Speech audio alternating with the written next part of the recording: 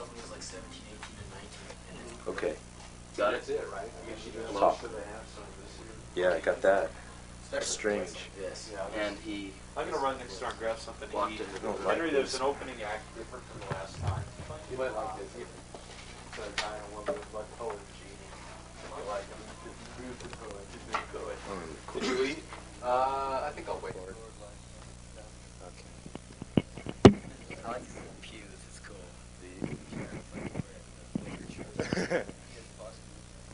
Okay, yeah, TV has an illusion of tiny gap. Oh no, just closer to each other so we need to be. You remember how to focus the camera? Okay, rumor has it that you're a pretty articulate human being, so feel free to go on any tangent that you want to, okay? I'm anything but stupid. Good. That's real good. Are you ready? Close? You got it?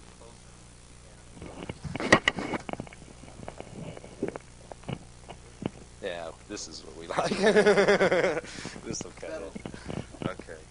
Alright, now, this is for a music video program. Alright. So we're going to talk largely about music. Fine. Not exclusively about it. Okay. Remarks.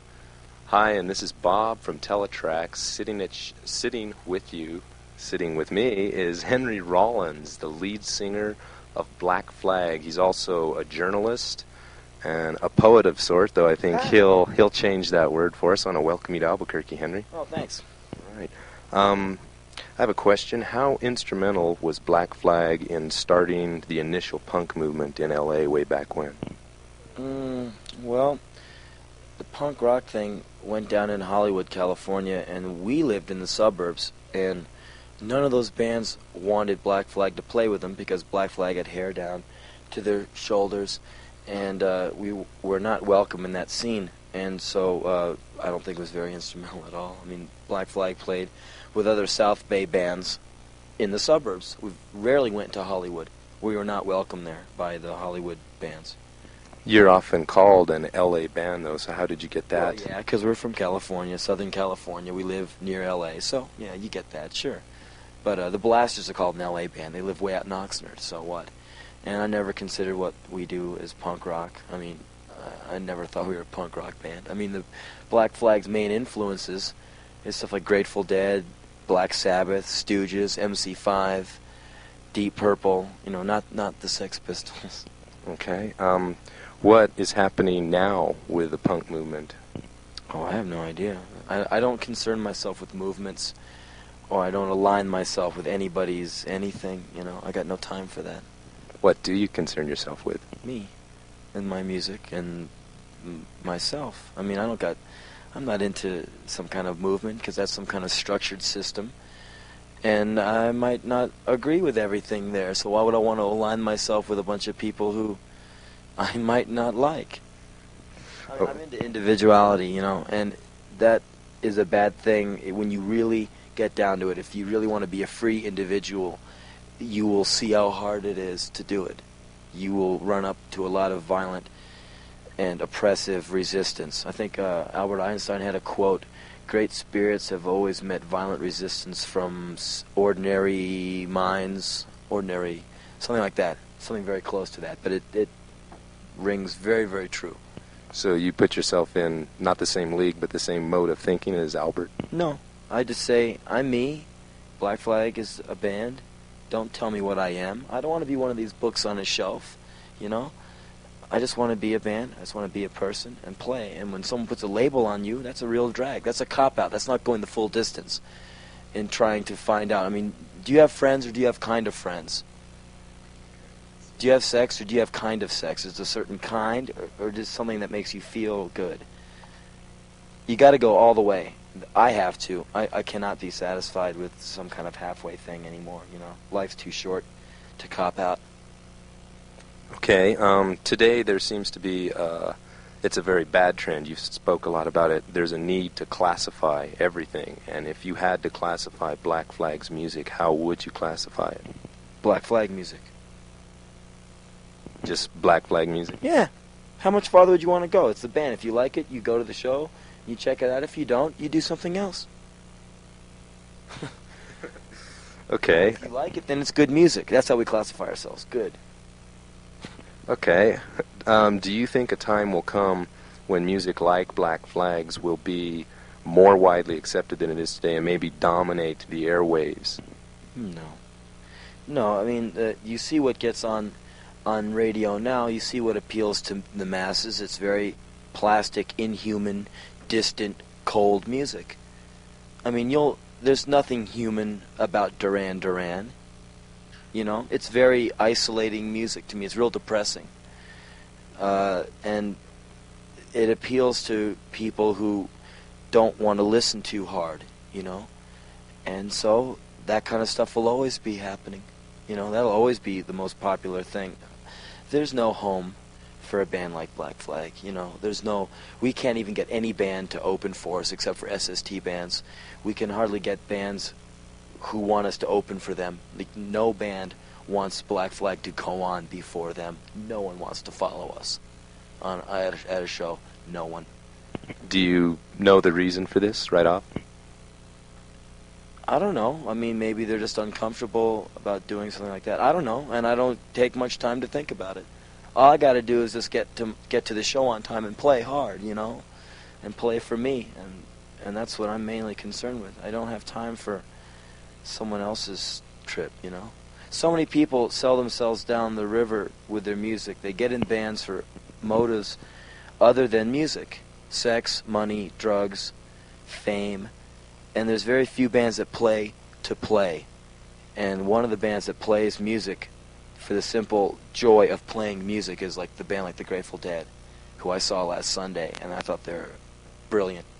I've never seen a band that breathed while they played like that, you know. I just thought it was just so nice to see someone play. Like last week I saw John Lee Hooker, this blues cat. I saw him play just himself and his guitar. And it was just really cool just to see him just doing his thing, sitting in a folding chair, just playing. And then you think of all these other bands who just come on so heavy with their outfits and everything. And their pose is just so transparent and silly, you know. I just go like, yeah, okay, you know. And it's cool. I wish them all the luck in the world. You know, I just go off and do my own thing. I don't have time to cut anybody down, you know. If you got time to cut someone else down, then you're not busy enough doing your own thing. So it doesn't really depress you that Black Flag's music may never be heard by as many people as would hear Journey's music? Oh, I'd like to get heard by as many people as possible. I mean, I think we should be filling up stadiums, you know. That's just me. You're asking one of the members of the band, you know. But, no, it doesn't depress me. I mean, I get off it at practice just as hard as I do when we play in front of people. The thing is to play. That's the good thing. How many people come up and pat you on the back and say you're good, that's nothing. You gotta get into the playing, you know. That's how a band's gonna stay around for 10 or 20 years. They don't do that because of people liking them. I mean, and they might do that if there's good money involved. Like, I can definitely see Journey or like a band like Led Zeppelin just keeping going out there, playing the hits, playing right into people's hands, making good, predictable albums. You know, the song remains the same. All that stuff, because it's good money. And it's a good employment. It sure beats working 9 to 5 behind a desk. But for me, you know, I just like the playing. If 20 people show up, if 2,000 people show up, it's all the same to me. Okay, I'm going to wipe my brow and edit this part out. What is your opinion of the recent heavy metal craze of the last couple of years? Oh, I don't know. I don't know much about those bands. I don't know. Whatever. Who cares? I mean, if their bands are playing and people are going to go see them, fine. Okay. I'm going to ask you a question about... Some of those bands look a little silly in their outfits. I mean, if you really wanted to be hard about it, you should get up in all those silly clothes and then go down to East L.A. and see how long you last. You know, dress in your Motley Crue outfit, you know, and scream your lyrics, and then go down to East L.A. where the real hard people live.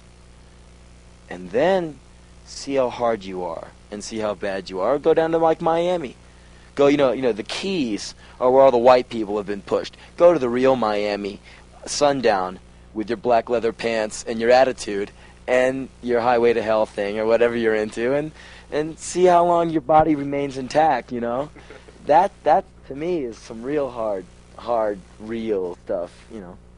Have you ever heard of a San Francisco band called Metallica? Sure. Yeah. One time we played New York last year, and they were all up front. You know, like. Do you like Metallica's music, or have you ever heard it? I've heard like one thing on the radio. It didn't do much for me.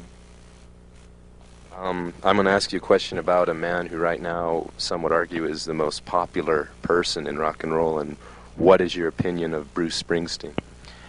I really dislike that guy. I think he's a very good businessman, good scammer. He is taking advantage of a country that just is really unsure of itself. I mean, you know, what's the difference between, like, you know, pumping your fist to Born in the USA and going like this to Deutschland über alles? What's the same? It's this, it's this bogus nationalism with a good rock beat, you know.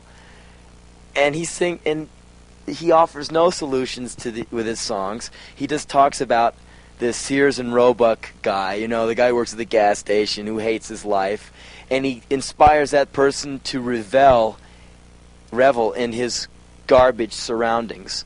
He's like, yeah, you know, you're going nowhere, you're nobody, well, right on. And I'm not into, like, keeping someone in the trench, you know. If you're living in a heap of garbage, don't go, yeah, I'm bad, get out of there, you know. And I think his stuff is very depressing and very nowhere, and it just amazes me why someone just doesn't go up and, like, slap him. You know, you pompous, pretentious nobody. He should be driving my truck for me. He should be loading in my PA. I think U2, Bruce Springsteen. I mean, how can people buy that crap? I mean, how can people believe that kind of thing? That's just me, though. You'll find several million people who disagree with me. Like about 70,000 a night who fill a stadium who would beat the hell out of me for saying, fake, creep, you know. But that's me, you know. A lot of people disagree with me, but that's all right. I'm not here on this earth for everyone to love me. That's all right. I love me. That's cool. Okay, well put. At times you've been compared to Jim Morrison, and I'd like to know how you respond or react to that. I've gotten a little bit bored of the Morrison comparisons. I'd like to get more into I'd like some more like Cyndi Lauper, Adolf Eichmann, Adolf Hitler comparisons. That would kind of stir things up a little. Every once in a while I get compared to Henry Miller, and that makes my day. That's really cool. But you know, Jim Morrison, no, I don't. I'm not a drunk, so I can't pull that one off too good. My leather pants kind of a little worn out. My pointed boots are kind of got rounded off. I don't know. I mean, I got all the Doors records. They're a grand band, you know. They're great, but I don't see the similarities. I mean, I've seen films of the man. And he just kind of stands there and pouts, you know. And I kind of move around and pout, you know. I don't know, but I get that a lot. Maybe it's the dark hair. Maybe it's the fact that he was very rich and I'm not. Oh, that's not a very good point, is it? Would you comment for us on the phenomenal success of video music? Give us your opinion on the whole MTV thing. I think MTV is real cool. I mean, if you think about what it is without really looking into it, it's really cool. Like televised audio-visual music that gets put in front of millions of people. That's great communication. I mean, what if you could turn the TV on and see Husker Du or the Minutemen or Bob Dylan or Jimi Hendrix, you know, something that really moved, you know? What if that would be really great. And so as a medium for communication, which is what I'm totally into, that is really great, you know? MTV's really neat. Unfortunately, like anything that's that big, it's totally motivated by money. And so what you have on there is a lot of money music, a band that can put $50,000 into a video. And so you get a lot of stuff that sells a lot of pretty women fronting some very cold synthesizer music. And that's a drag. But, you know, things might change, and I'm on there every once in a while. I'm on there once a month reading on the Cutting Edge show. And that's kind of neat, get in front of like 17 million people and infect them a little. Well, I do want to point out that down at our station at Teletrax, we play Husker Du and the Minutemen and you as well. I love So to be on MTV every day, I'm not into selling myself short. I'd like to go the entire distance. I'd like to be on the cover of Cream every month. Or at least once a year. I always walk into 7-Eleven and look, see, maybe it's this month. Oh, nope, David Lee again. What a drag. Well, my hair might get 6 more inches longer. You never know. Okay, so you probably do believe that there are bands on MTV who only made it because of MTV. I don't want to say that. That's generalizing. But there is definitely a few bands that are MTV inspired and MTV created.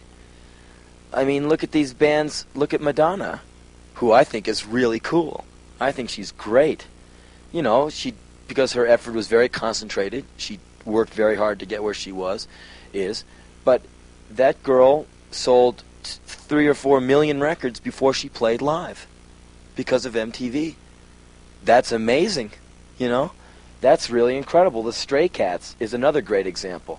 They really got popular in this country through MTV, through their, they had some cool videos that, that did their thing, and then they did this big old tour, and they tried to play the Long Beach Arena in L.A. That's 18,000 people, and they sold like 5,000 tickets because it was like a 3-week big deal on MTV, rah, Stray Cats, and then when it really came down, they couldn't handle that size of a place, and they had to cancel and go to this little tiny place, the Palladium, that holds like 6,000. That's where we played last year. And that's also the thing. You're up, and then you're down, and that's why I'm not into any of that. I just want to keep going. Like a band like the Grateful Dead. I draw a lot of parallels between ourselves and them. Like 15 years from today, I want to be playing in Black Flag. I do. I want to be making records and pushing myself artistically and musically, physically. That's a band that never bought in. They just went for their own dream. Like Hendrix, the guy never bought in. He did his thing. Unfortunately, he died too early, But he had vision, and he did his thing, and never looked to either side. Straight ahead, And I think that's righteous. You got to be able to look at yourself in the mirror. Some people don't. Some people can live with being fake. They can, if the paycheck is good enough, they can sell themselves out. I can't do that. And you will meet a lot of resistance for not being fake. If you're really into freedom, like music, like with Black Flag, every album is a different thing. Our new album came out yesterday. That thing sounds nothing like anything we've ever done. And the next one is an instrumental album. And I'm sure there'll be lots of people going, but they've done that with every release, And we just go, yeah, fine, go home, Just go home, put on your other record that you want to hear, and just don't come to the show. Save yourself some money. Buy a Quaalude or whatever you're into. So you wouldn't be likely to to stand your hair up on end and wear mascara and leather pants if someone offered you the platinum album on the spot? No, but if I felt like doing that, I just might do it. But sure, I couldn't do anything for the promise of money or the promise of success. I mean, if success comes to me and to my band, that's fine. Otherwise, as long as I can play next to Greg Ginn every night and play till my brains fall out on the floor, then I'm satisfied. See, I don't take any orders. No one tells me what to put on my record. No one tells me what to write. No one tells me how to play it. No one tells me what to wear. No record company tells me anything except have a good tour. SST goes, well, good luck, you guys. Call every week to get your interview list. You can't do that on Elektra. But I got nothing against big labels. They got good promotion and stuff. But we put out I guess this is our 5th album in like 15 months. You can't do that on... Prince couldn't do that on Warner Brothers. They just would go, no. We can't do that. It's not a good marketing scam. Obviously, we're not very good at our marketing thing. Otherwise, we would be putting out a record every few months, Puts us in the poorhouse, but we're having a good time. Speaking of a good time, I saw your band on a movie called The Decline and Fall of Western Civilization, and it looked like all the bands in that are having a good time. You want to comment on it? Well, I saw it once. I had to leave early because all these girls started mobbing me inside the theater, so I didn't get to see the whole thing. But I like the X footage and the Germs footage because I never got to see those bands that long ago. I don't know. It's just one of those movies that are pretty fake, someone trying to bring out some kind of thing that's not there.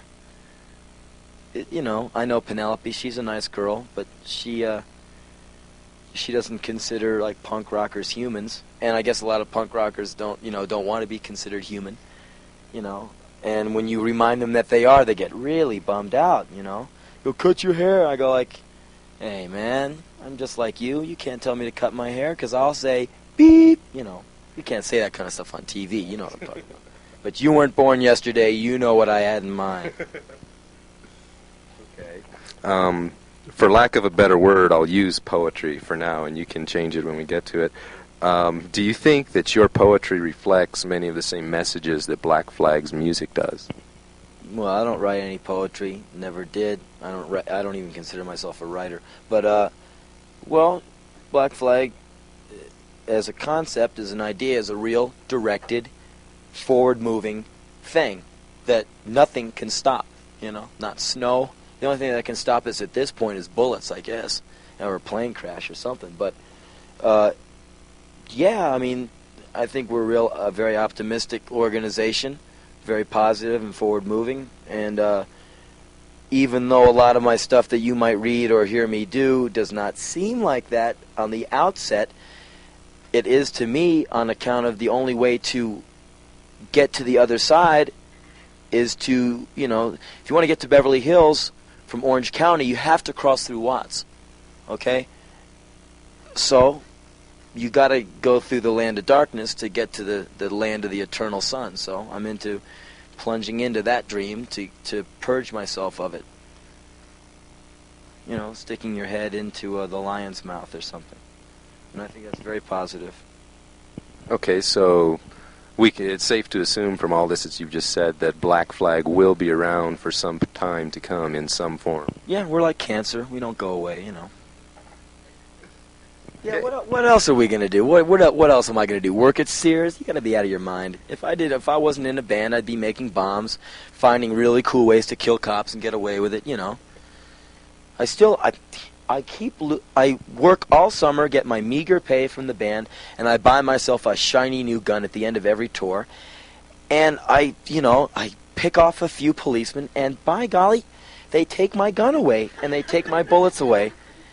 And I just talked to Iris, that's my mom, she's really cool. She bagged her first cop last week, and she's like 53 years old, and she's a real cool gal. And I killed my first cop when I was 14. And, she's starting a little late in life, but she said it felt really good, And so, I told her, hey, that's cool, Mom. You're starting late, but, you can get into it. So her and her husband, unless they go out on the weekends now. But that's what I'm hoping to get from this tour. I want a shiny new gun. What's the name of your new album, Henry? Shiny New Gun. It figures, and you heard it first here on Teletracks. Thank you very much, Henry. I'm lying about the title, but that'll just make you have to search harder for it. Bye-bye.